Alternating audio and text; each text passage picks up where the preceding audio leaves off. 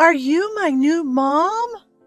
The first time I met Thomas, he was noticeably smaller and thinner than the average 3-year-old I'd seen during my child care training. His clothes were too small and dirty. He looked around restlessly, appearing scared and uneasy. It was clear that he wasn't being properly cared for. A poor kid starved for love. Yes, Thomas, nice to meet you. Wanting to put him at ease, I greeted him with the brightest smile I could muster. Drawn by enthusiasm, Thomas tightly gripped my hand. His little hand broke my heart. I'm Mary, 37 years old. I've always loved kids and dreamed of becoming a preschool teacher. I also wanted to have at least 3 kids of my own and build a happy family. But I ruined those dreams myself. I'd always had painful periods, but avoided going to the gynecologist out of embarrassment. After all, periods aren't an illness, right? But one day the pain became unbearable. When I finally got checked, I found out that I had a uterine disorder that required immediate surgery. I lost my uterus, and with it any chance of having children of my own. I gave up on becoming a preschool teacher, too. It would be too painful to continue working with other people's kids. Then James, who is 3 years older than me, changed everything. I'd taken a job at a regular company where I met him. He was assigned to train me, although he didn't seem too focused on his work. He took personal calls and texts and would chat whenever he could. I used to find him annoying, but during one of those casual chats, I learned that James had just separated from his wife. It seemed his wife left abruptly, abandoning their young son, Thomas. I couldn't believe anyone could abandon their child like that. That conversation, which I usually would have ignored, suddenly felt important. James noticed my serious listening and began talking more freely. In hindsight, I might have been a potential future wife in his eyes. Wow, so who takes care of Thomas during the day? Right now, my mom's helping out. Coming from her place to take care of my kid, James said. She keeps nagging me to find a wife, especially for my child's sake. From what I gathered, James's mom had made an urgent trip from Minneapolis to help out. James was the second son of a farming family in Minneapolis, and the farm had already been handed down to the first son. Originally, the plan was to have James's mom take little Thomas back to the farm. But the wife of the first son was vehemently opposed, saying, "I've got my own kids to look after. I'm not taking care of the second son's child." So, with no other option, James's mom was taking care of Thomas in James's apartment. Even James's in-laws refused to take the child, and nobody would tell him where his wife was. I felt a strange jealousy towards James's wife, whom I had never met. She gave birth to a child I couldn't have, and then just abandoned him. That was unforgivable. If she didn't want him, I would take care of him. How about I become your wife? I was actually going to college to become a child care worker, I suggested. Really? Are you sure? And so we got married, but it wasn't exactly because I was in love with James. However, the first time I met Thomas, he was undeniably adorable, but he also seemed anxious and nervous. I soon found out why. Patricia, James's mom, and now my mother-in-law, said to me upon first meeting, "Well, Thomas has a lot of likes and dislikes, just like his birth mom. He's not cute at all and doesn't even resemble James. He might not even be his son." "Patricia, Thomas can hear you." "It's fine. He's young and won't remember. I'm going home now. See you all later." Patricia hastily left, but not before bad-mouthing Thomas's mom in front of the child. Thomas is 3 years old. He understands what adults say. "I don't like that, Grandma," Thomas whispered. "I'll protect you from now on. I'll protect this child, treating them as if they were my own," I vowed in my heart. After getting married, I started to understand why James's ex-wife left. Parental burnout wasn't the whole story. Patricia may be difficult, but the real problem is James's emotional abuse. That day happened to be particularly hectic. Even after dinner, laundry wasn't folded. I hadn't checked Thomas's school planner, and nothing was prepped for tomorrow. Irritated at James, who was lounging on the sofa watching TV, I said, "James, could you at least bring the dishes to the sink?" "Huh? Why?" James didn't even look away from the TV. "What do you mean, why? I could use a little help here." I stumbled over my words, not sure how to explain further. "Wait, doesn't that sound a bit off? Mary, you're asking me to help with the chores, right? If I help, you get a break because there's less work for you. But you can't help me with my job at the office, can you? That's unfair and doesn't make sense." As he confidently insisted he was right, I was stunned.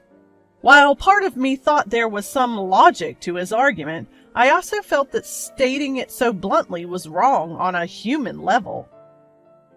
Thomas, who had been playing with his toys, silently gathered the dishes for both of us and brought them over to me. "Mom, here you go." "Aw, thank you, Thomas." The dishes were a bit wobbly, but I was happy he wanted to help. But I also felt guilty for making such a small child feel this tension. James seemed indifferent to both my feelings and Thomas's efforts. "You handle stuff inside the house.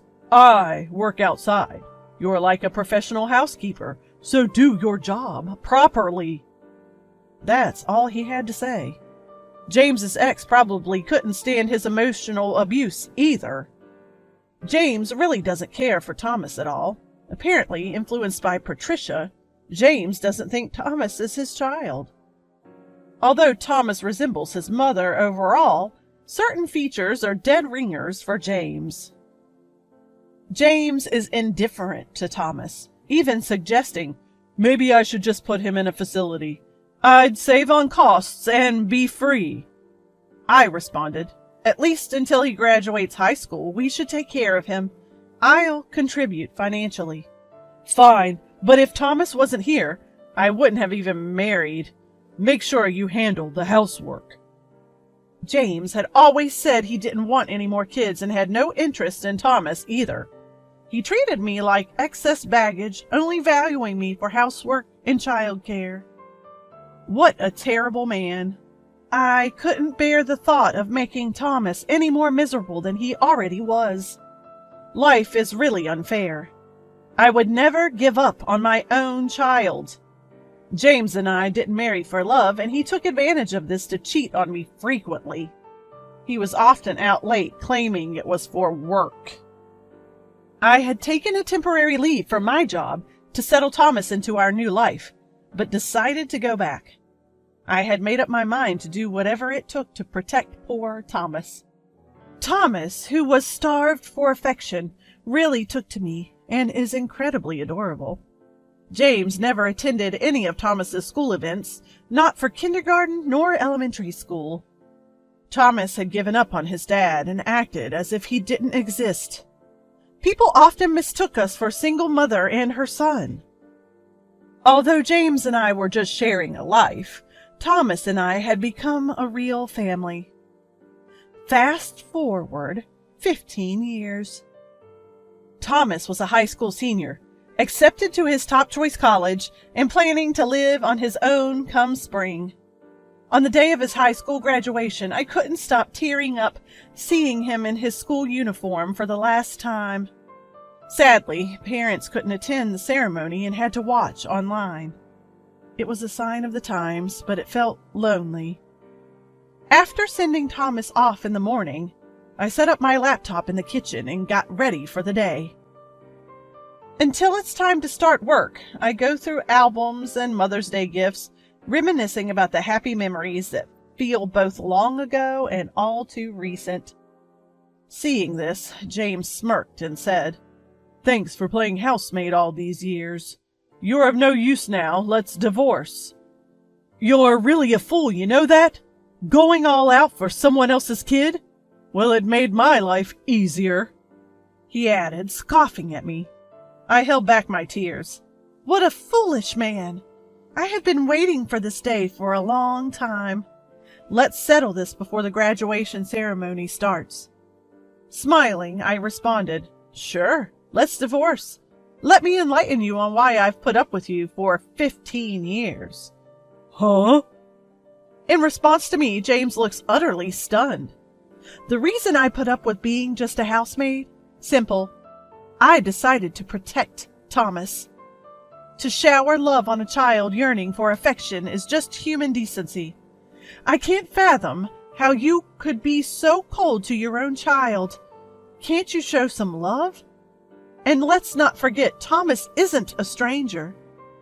James seems to forget that Thomas was already legally adopted by me when we got married. Our relationship remains intact after divorce unless that adoption is nullified. Also, make sure to handle the division of assets properly. I've been contributing to living expenses and paying most of Thomas's tuition from my own earnings. I've kept meticulous financial records, so I'd like you to consider that. I hardly have any savings. It will essentially be splitting your money. In truth, I've been using any leftover living expenses James gave me to save for Thomas. I've been giving Thomas little amounts of money here and there. You earned this by helping with the dishes, or this is your allowance for the month, I'd say. I meticulously jot these down in a household ledger. The savings in Thomas's name are considered his separate property, so they're off the table in a division of assets. That's how I've been securing Thomas's financial future. His educational insurance is also reaching maturity soon. The insurance premiums are in both of our names, so it's part of the property to be divided. However, I've been shouldering all the complicated procedures, so I set the amount pretty high.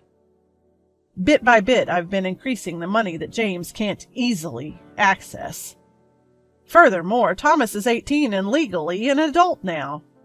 Being an adult means he can enter into contracts on his own and doesn't have to obey parental authority. So Thomas can become legally independent from James. Even though I've adopted Thomas, if I get divorced, I won't be able to protect him like I used to.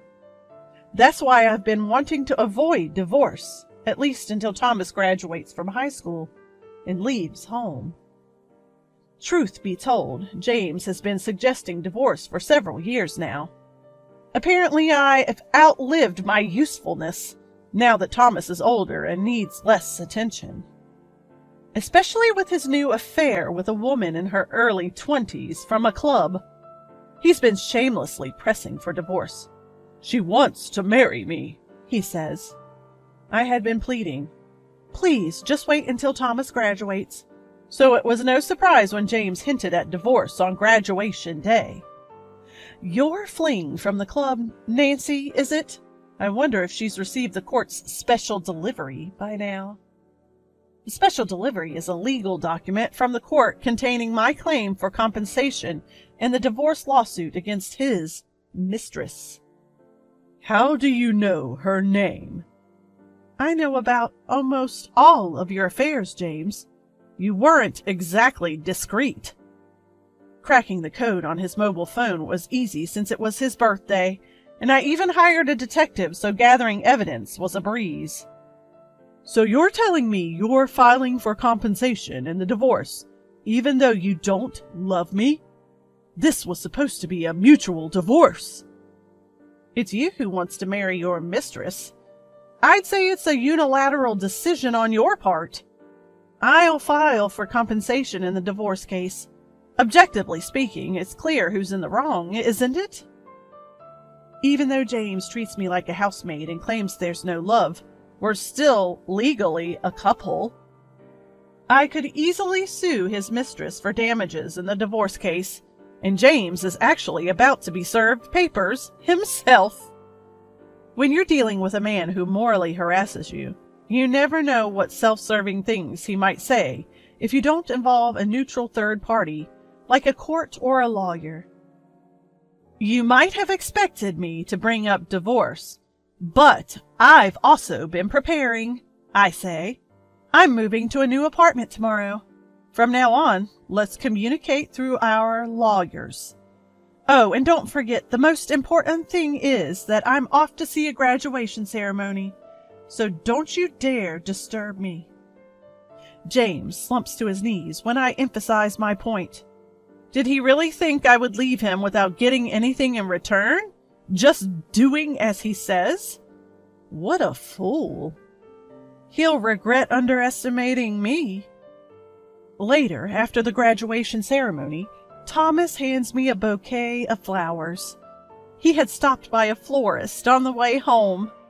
Thanks for everything so far, Mom. I'm looking forward to more good times, Thomas says, offering me his hand with a shy smile. I grasp Thomas's hand, which I hadn't held in a long time. His hand, once so small, was now larger than mine.